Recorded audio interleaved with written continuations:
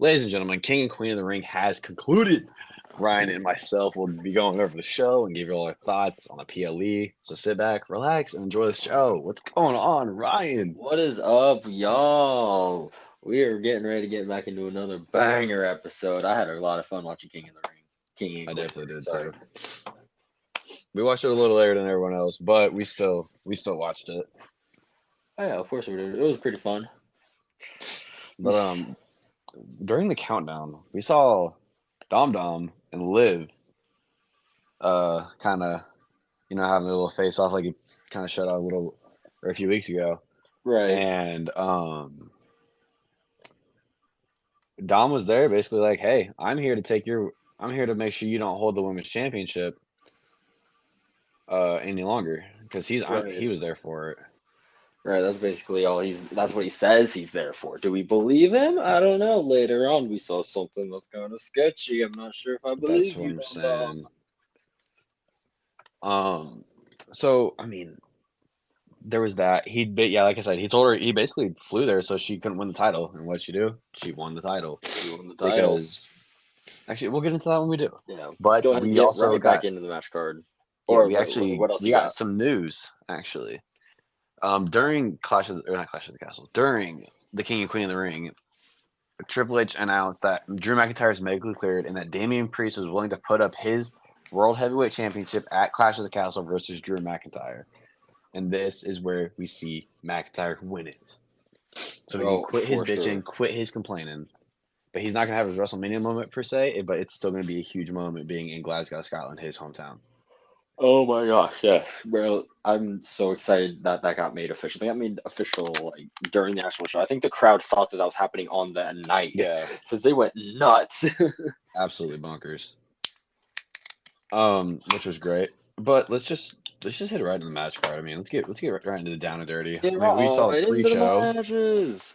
We had the women's tag team title match: Candice LeRae and Indy Hartwell versus Bianca and Jade. We saw Bianca and Jade win it. I think this was more of a showcase match for Jade, of course. Oh yeah, this match was I'm not gonna say it was boring, but it was just there wasn't a lot to it, you know. Mm-mm. It was a lot of Indy and Candace targeting the knee of Bianca for sure, and Yeah, they tried singling her away from Jade Cargill for most of the match until Jade eventually did get tagged in. right. Bro, they hit the. I mean, once Jade got tagged in, we all knew it was pretty much done at that point. But Yeah, Jade and Bianca hit this savage looking new finisher move where they like I don't even know how to describe it, but they both double teamed. I think it was Candace and like face planted her into the mat afterwards, right. which I thought was phenomenal. But yeah, they did retain their tag titles, like I think we both predicted. Yes, we did. I do believe. I think we got the entire match card right. To be honest. No, Hell actually, I yeah! had changed my mind last minute. I did have Sami Zayn winning, but I was like, I'm gonna go different with it and go Chad Gable. But that was the only match I missed. Um, this was kind of like I said, just a showcase match. But I think they need to give Bianca and Jade some more like on screen time, really, because nobody's really watching the pre-show. Everybody really tunes in when the show really starts. So, Yeah, I was really disappointed to hear that this match was getting put on the pre-show. Like, what the fuck, hmm y'all? Y'all like hyped up Jade Cargill for like the better part of like 6 months, like from Fastlane until Royal Rumble when she really made her appearance for the first time. And now yeah, you strap a title to her immediately and then throw her on the pre-show. right. Like, I'm not the biggest fan of that. I really hope that this does eventually get turned around and they do get more momentum and more focus on the women's tag titles, and especially on when Jade and Bianca are the ones holding them. Yeah, for real. Those are the two powerhouses, and I really see. I'm starting to think about it now. If they ever turn on each other, I think we see a Jade turning on Bianca. Oh, for sure, dude. Like, we've already seen like a little bit of a character like that with Jade right now. She's like acting like this big shot, like really cocky, really arrogant, but like rightfully so, because she is a pretty bad motherfucker right now. hmm Yeah, But I could really see her turn that into a heel persona against Bianca Belair, and they're both having like this personal feud over which one of them is the real like best like the woman real on the EST roster, of the wrestling. real EST, right? Yeah. Um, I mean, like we said, there wasn't much to this match for us, but I mean, Right, I think we not get too right into the much. show start. When the show actually did start, though, we started off with a banger. Becky Lynch and Liv Morgan for the Women's World Championship. Hey, we've already talked about it like a little bit. Like Liv Morgan walked out with the win, obviously. We all know that Yes. part. Yes, and I Dominic was helped her get excited. it. Like when we found out, I was low-key disappointed because we didn't yet had yet to watch the PLE, but I mean, once we watched it, it was great. Liv Morgan just absolutely taking advantage of what Dom did coming out of ringside, and then when he slid that chair to Becky was just. But like she had this like weird DDT on it. It was. I think it was the Oblivion. She hit like a variation of the Oblivion, where I think I think their positioning was a little bit messed up. Dominic Yeah. probably slid the chair too far into the ring, or Becky wasn't close enough to the ropes. But it was an attempt at Oblivion, and that she hit onto the chair. Did you know that both of their outfits are actually inspired by Britney Spears? Oh, really? I didn't Yeah, know both that. of theirs. Oh, I that's didn't know it awesome. either until I looked today. But I think this like will push more in like I think Becky Lynch might take the hiatus with Rollins, and we'll see Liv go on her absolute like this isn't actually the end of her revenge story. This is actually the beginning now since she has this title, and instead she's going to go on this absolute tear across the women's division, kind of like Rhea did and others in the past have. Yeah, I think Becky already said like in a online interview that she's going to be cashing in her rematch clause on Raw tomorrow from when we're recording this. It's going to be on Monday. Okay. So I could really see them doing like an angle, maybe Liv writes Becky off of TV, and that's how Becky takes her long hiatus after all of this now, Right. just to I get think more heat onto Liv. I think we'll also see something where we'll see Liv and Dominic work together again. And Becky's gonna accuse Liv of being like, "Oh, you're actually working with Dominic now. Oh, okay." Oh, I And can go see off of something that. like that happening. I can definitely see them lean. I'm definitely excited to see them lean more into the Liv and Dominic relationship now, Yeah, and this I could definitely is see Dominic like screwing Becky over in this title rematch. for sure, for sure. I definitely see it again, and it's gonna be an attempt to screw Liv, but again he fucks up. Or we see a Right. backstage segment, and Dominic's like, "Don't worry, I got this," and like we just stated, he fucks up again, and it's just wraps for Dominic and Rhea. Yeah. Because Rhea Right. is, I think, projected to come back around SummerSlam, so I think she'll come back after like Money in the Bank or something. Kind of just work promos, and then she'll have like a match or two, and then she'll have a match at SummerSlam with probably like because we can't or wait with probably Liv because Rhea never lost her title, and in reality, let's just repeat SummerSlam 2005, custody of Dominic. Yes, sir. We need that. That's the real dream match right now. Custody Agreed. of Dominic ladder match, bro. Please. Custody of Dom Dom. Oh man.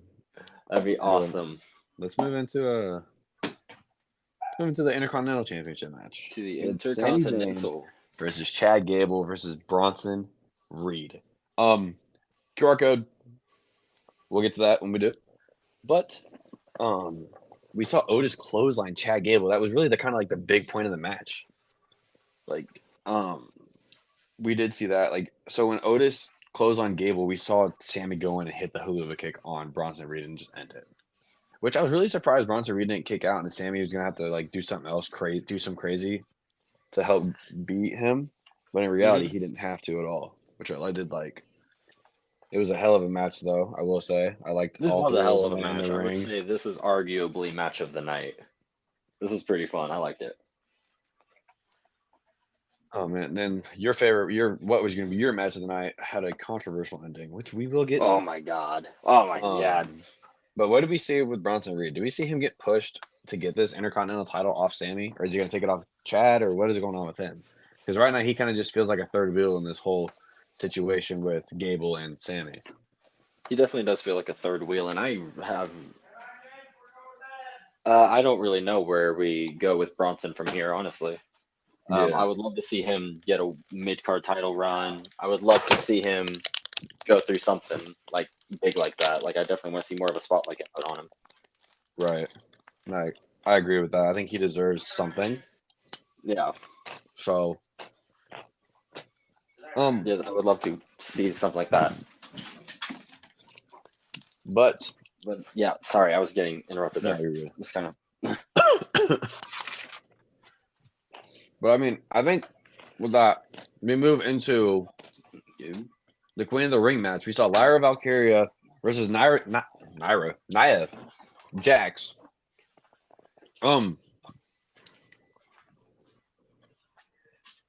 yeah, this was a great match. When it came to this um, one, Lyra and Nia started off. Nia was overpowering Lyra like a motherfucker, just tossing her around the ring, just yeah, I feel like it's kind of like completely a squash, owning almost her. a squash match for It Nia, definitely, even though I Lyra wouldn't did call give it a her some squash. offense. I wouldn't call it a squash match at all.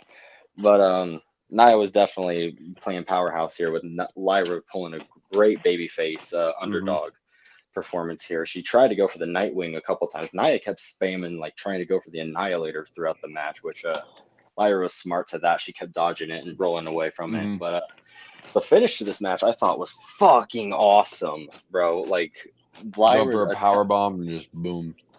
yeah, like she goes for a sunset flip power bomb on the turnbuckle to Nia when Nia just uses her momentum to keep just the fucking momentum going down into the Annihilator. It was freaking epic. I love that finish. Looked sick as hell, like looked like a bitch to take. And new Queen of the Ring in Nia Jax, which I would love to see her just lean into this persona now as the queen. Right, and I was going to ask you, what do you think about this? Does she lean into a queen gimmick now? Because you had mentioned something about it last episode. Oh yeah, 100%. I want to see her fully embrace this queen gimmick and go on a huge run with it. I want to see her take the title off of Bailey even, and at SummerSlam, and just honestly just have her run the women's division on SmackDown until Bianca or Jade eventually goes single and takes the title off of her. Okay. We did see Triple H give her the crown and a hug. Like, it was a personal moment for her. And basically said that even though nobody's happy for me, she's happy for herself, which is good. Good to hear about that because, I mean, now she's really pushing into this gimmick. Okay, now I'm just the bad bitch. Nobody can touch me. I am now the queen. Like you said, and go some out there. I mean, do we like the idea of Nia versus Bailey at SummerSlam? It's happening, but yeah, I'm super excited about that. I love the idea of it. No, yeah, right. It is happening, but Yeah, it's like, do we like the idea of I'm the match? super excited for it. Like I I said, think Nia hell walks yeah, out with brother. that. I would, because like I said, I've loved this new character Nia Jax has been pulling off a Yeah. lot recently. I love how she's been leaning. Like every time the crowd boos her, she's just like, "Well, that's rude." Right. Yeah, I mean, I'm super excited to see Nia get this big push with Queen of the Ring, and I'm even more excited to see the push that comes with the King of the Ring push now. we had Ooh, the Ring General. General versus the Viper Randy Orton, and yeah, this one's my match of the night. This was freaking awesome. I loved this match. The botched finish, I think, if anything, doesn't hurt this match at all, but it's definitely a sore spot on it. I loved the beginning of the match where Gunther and Randy were literally just muscling each other like even 50-50. Like they were pushing each other in the ring until Gunther eventually was able to just toss Randy into the corner and hit the chop that we were all waiting for, bro. Dude, he Randy's took it like a reaction to that champ. first chop. Yeah, his reaction was like, man, that kind of hurt. And that's going to happen a lot in this match. Oh, man. This was a really fun match. I loved Randy's like constant attempts at the RKO that Gunther was smart to and able to slip out of. Yeah. Gunther was systematically just picking Randy apart throughout the match, going after his back after Randy like couldn't hit certain moves. He tried to go for a power slam and re-injured his knee. At some point, Gunther went after his arm at some point. So we were really protecting Randy here and letting Gunther just pick this dude apart piece by piece. And even like at some point, Randy tried getting into the ring and Gunther just drop kicked his injured leg, which I thought was savage. And then locked in a Boston Crab on him, which I thought honestly, I thought that would be the finish where Randy was He just locked in a passed couple out of those. Yeah, I thought he would just. I thought he was either gonna pass out or tap out to a Boston Crab, but got out of it. Hit an RKO on Gunther, which he kicked out of. But like I said, the finish of it, where Randy was kind of sitting there and his, I would call it hesitation, really, where he was just like, I don't know what the fuck to do. Like Gunther just kicked out of an RKO, which let Gunther get that split second of being like, haha, you put your guard down. And then he just Yeah. rolled him up into what was a botched roll up because Randy's left shoulder was clearly off the mat. Yeah. But I think Triple H cleared that up on social media and said they're going to do a rematch, which I would still have Gunther win anyway. Win It's that again. for the crown. Yeah. But apparently this was Orton's first single match on pay-per-view since WrestleMania 37 against The Fiend. Really? Yeah, that's I think that might be true. That's crazy as shit. First singles match in like 3 years. Mm-hmm. That is absolutely insane. Against Gunther. Yeah. That was a great thing for Randy. I was kind of hoping he'd win this just to have that accolade, you know, but it doesn't hurt.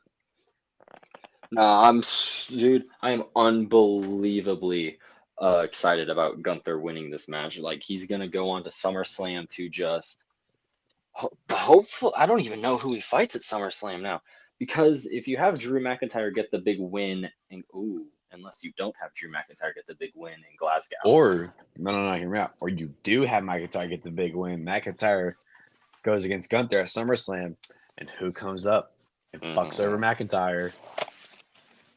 CM Punk. I'm just saying. See, I wouldn't do that in a gun. That's the only reason I wouldn't. That I'm hesitant about doing Drew versus Gunther, because that's what I would do in Glasgow. Is I would have Punk screw Drew over in Glasgow, and then I would have Punk versus Drew at SummerSlam, Gunther versus Damian at SummerSlam. That way, Drew doesn't get turned into a transitional champion after we have Damian arguably as a transitional champion, although less of so, I would hopefully say. Yeah, he's starting to show his champion colors. I like it. Mm-hmm.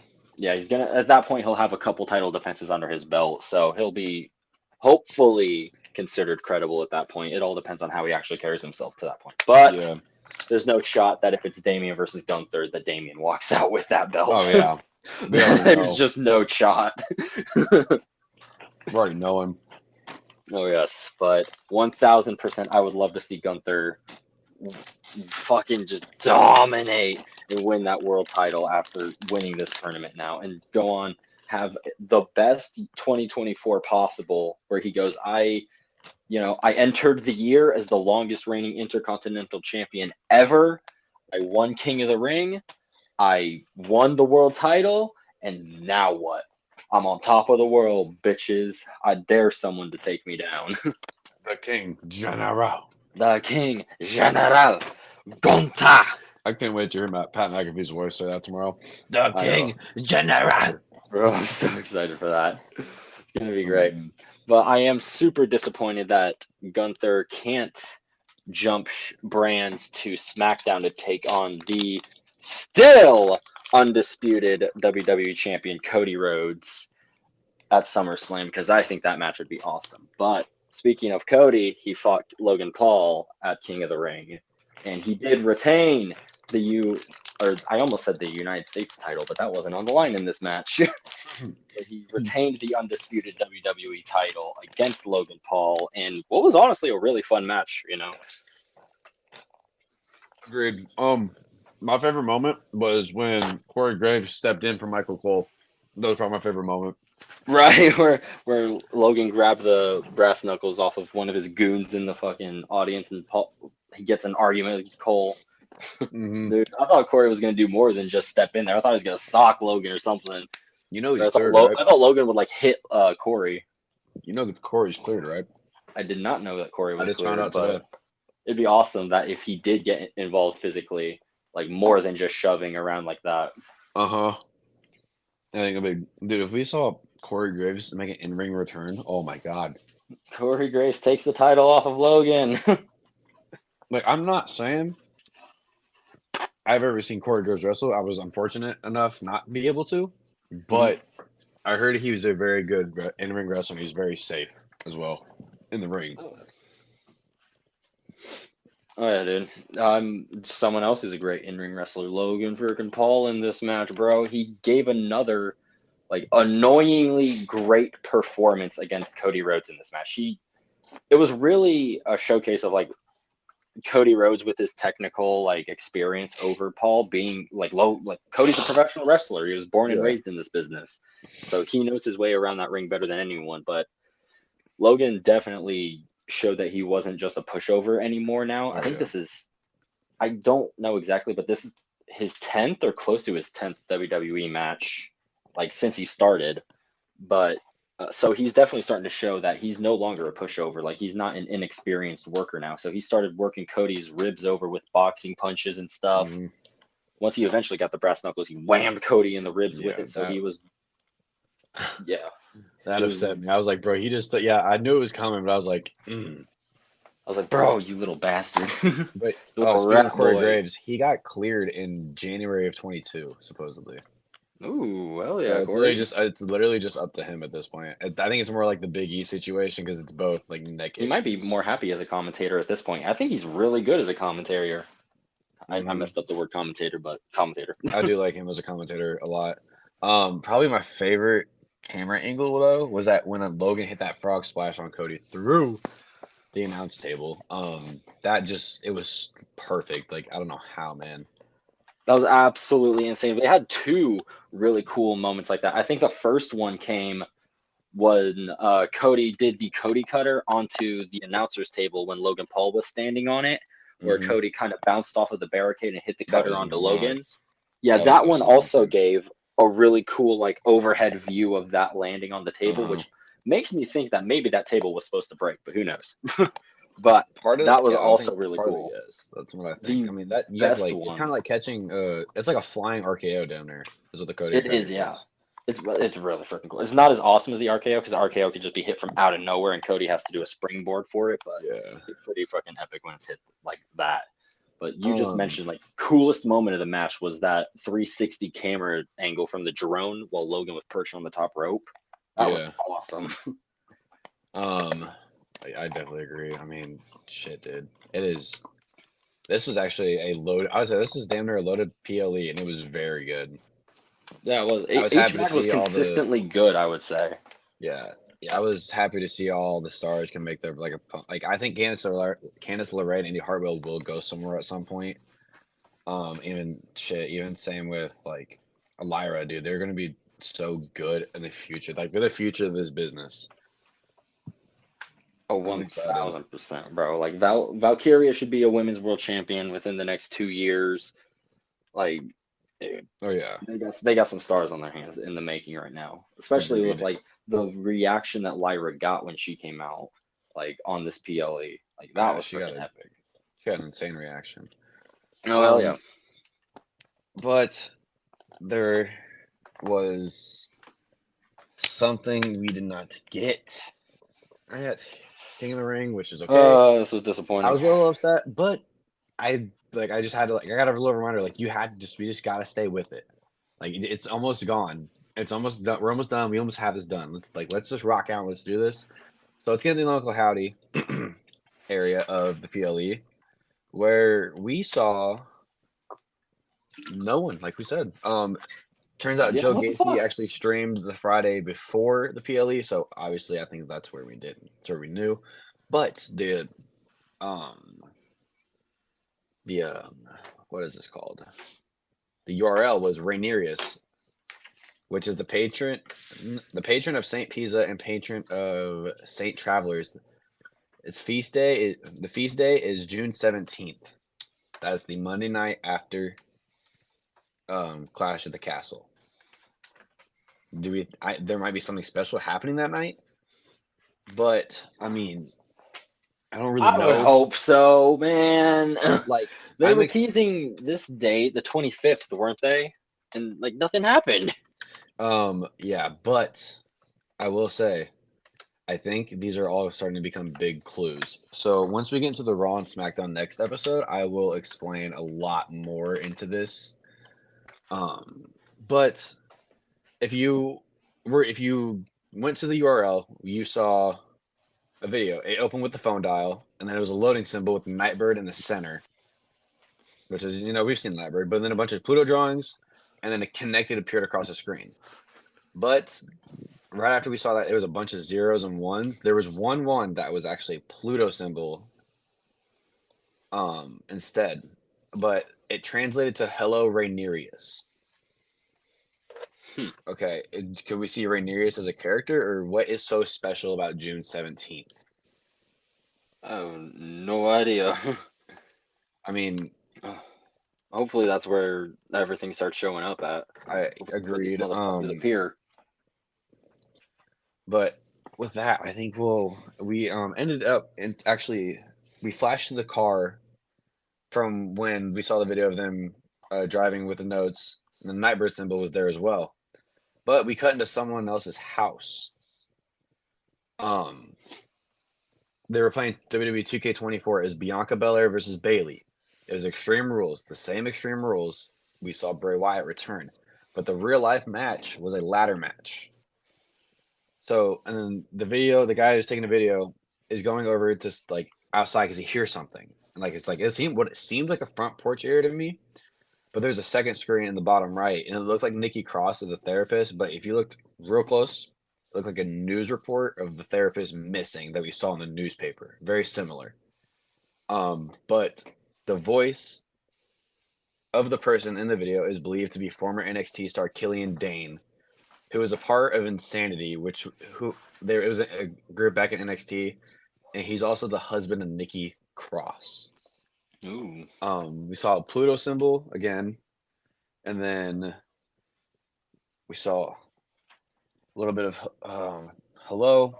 And there was a silhouette of a figure of some sort, and then the video just got kind of like cut, and then there's connection lost, and then a person in the hallway just randomly appeared, and which could be Uncle Howdy invading the house of Nikki Cross. But then towards the end of the video, we saw a picture of a figure from the first like Twitch stream that we had, and then right after was the same one, or was the one from the was one from the next one. But or from the most recent Twitch stream. But if you scroll down, you would see I see you found my journal, which will take you to the QR code from Friday Night SmackDown, which I will go over next episode. And we saw the Nightbird logo. That if you hit that, it took you to the most recent Twitch stream, which again I will go over. But in the source code, we saw there was Mother of Exile, but they arrived in NY Harbor. SmackDown's in New Albany, or is in Albany, New York. So there's a question of could Nikki Cross be shown up as the Mother of Exile, because she's not really like the veiled nun or anything like that. She's playing some other kind of character. Could she be the Mother of Exile? Maybe this is the nicknames that Uncle Howdy has for his followers. Potentially. Maybe this is what he refers to them as instead of what we know them as. Maybe he knows Nikki Cross as the Mother of Exile, but we know her as Nikki Cross. He knows Alexa Bliss as Sister Abigail, but we know her as Alexa Bliss. I think I'm gonna possibly, but I think we have I have a different theory next Jesus Christ, next episode for that, which will get extremely deep because SmackDown was a huge QR code. But this one I don't really get much from. It's just kind of a bunch of review, but the video it was like we haven't seen a video in a long time, so it kind of just interested me that there was a video, and that we have seen Rhaenyra before, but that was I think on the SmackDown or Raw one. I don't remember. And like I said, we'll go over that. But it's just more or less the like how it all just played out. Like you'd have to watch the video to understand it more, because there's like a silhouette of the figure. Like I said, like going back to the video, it was on the front porch area. It kind of looked like someone, but I couldn't make it out. but then the video, like I said, just completely cut. Like it started like making like staticky noises and shit, and it just cut. And there's a person in the hallway that had a similar jacket to the person who was seen in that library video from like a week or two ago. But then, like I said, everything just connection lost. End of the video. That was it. But that's all I have for the Uncle Howdy. I don't have much for the King of the Ring one. I'm just more or less. We just gotta more or less wait. We gotta let this play out. We cannot be so like jumpy with it. You know, we gotta let it play out itself. It's in a sense. Yeah, long-term storytelling. Right. God damn it, man! I've been ready for this shit to be over for a while though. I've been ready for these motherfuckers to be on the screen already. But that's all I have for Uncle Howdy for that. I will get into more of the other shit next episode. So Ryan, let's go get the close out if you don't got anything else, man. Yeah, thank you all for listening to the latest episode of the AR Wrestling PLE reaction show for King and Queen of the Ring. Y'all can catch us y'all can catch us every weekend for Raw and SmackDown review shows and to keep up with our latest predictions and reactions to WWE's PLEs. Make sure y'all follow our socials on Twitter at AR Wrestling Pod and on Instagram at AR_wrestling_. Thank you again, and we will catch y'all next time. Thank you. Thank you.